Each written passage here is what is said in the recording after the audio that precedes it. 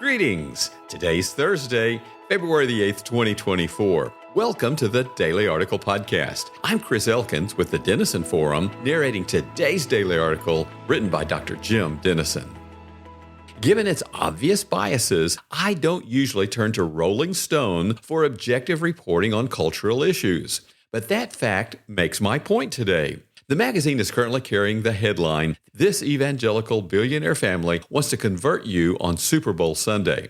The article profiles the Green family, founders of Hobby Lobby, and their support for He Gets Us, a media campaign to share the good news of God's love. As expected, the profile puts the family's position on birth control, transgender bathrooms, and other moral issues in the worst possible light. But the very fact that Rolling Stone is telling the story of the campaign and its planned ads for Sunday's Super Bowl advances the campaign's mission. The article quotes David Green's statement in a podcast interview, quote, "What we're known as Christians, we're known as haters. We're beginning to be known as haters. We hate this group, we hate that group, but we're not. We are people that have the very, very best love story ever written, and we need to tell that love story. So our idea is, let's tell the story. As a Christian, you should love everybody. Jesus loved everybody."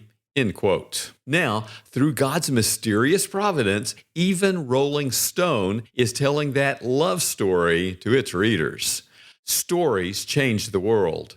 In a lost culture experiencing a burgeoning crisis of meaning, stories of hope like the He Gets Us campaign resonate powerfully. Conversely, due to the intrinsic power of stories, false narratives can do much harm. For example, many have been telling children struggling with gender dysphoria the story that they need to transition their bodies to align with their preferred gender. No questions or exceptions are permitted. If parents or others disagree, they are castigated as transphobic and discriminatory. Now, the New York Times is reporting that despite this pervasive story, 8 in 10 cases of gender dysphoria resolve themselves by puberty. In addition, 30% of people on gender transitioning hormone therapy discontinue its use within 4 years, even though its effects, including infertility, are often irreversible. Nonetheless, the article notes that advocates for transitioning are often so rigid and doctrinaire that they refuse to admit the drawbacks to so-called gender-affirming care. In his book, Social and Cultural Dynamics, the famed Harvard sociologist Pitirim Sorokin distinguished between ideational and sensate cultures. He explained that for sensate cultures,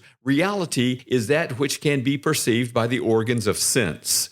People with this mentality, quote, try to adapt themselves to those conditions which appear to the sense group, end quote, believing the world to be whatever they perceive it to be. By contrast, ideational people, quote, do not try to adapt themselves to what now seems superficial, illusory, unreal. They strive to adapt themselves to the true reality which is beyond appearances, end quote. In the mid-1950s, Sorokin was one of the few scholars to foresee the harmful trends of the sexual revolution that burst into social consciousness in the 1960s. America has clearly shifted from an ideational culture centered in objective truth and biblical morality to a sensate culture driven by subjective opinions and personal pleasure. Have the trends Sorokin foresaw come to pass? Declining birth rates, and a diminished parental commitment to the welfare of children. Vastly increased erotic content in movies, plays, novels, magazines, television shows, radio programs, song lyrics, and commercial advertising. Increased divorce, promiscuity, premarital sex, extramarital sex, homosexuality, spousal abandonment, and out-of-wedlock births.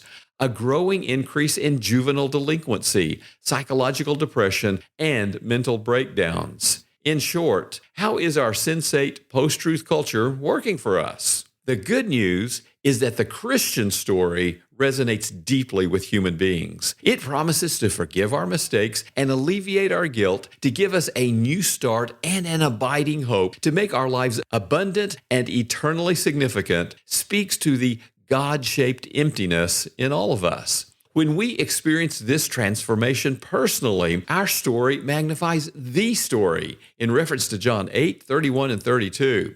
Then, when we tell our story with compassion and candor, speaking the truth in love as taught in Ephesians 4:15, the Spirit speaks to the souls of those we influence. As missiologist and Oxford University visiting scholar Ed Stetzer notes, God has made relationships His chosen delivery system for the gospel of hope. David Green explained why He Gets Us advertises during the Super Bowl, the most expensive TV event of the year. Quote, "We really feel that we need, as a group of Christians, to tell 350 million people that He cares about you and He gets you." End quotes. How will you join them today? The Denison Forum team is grateful for our daily article podcast subscribers. Please share the podcast with others. And for more news discerned differently, visit denisonforum.org.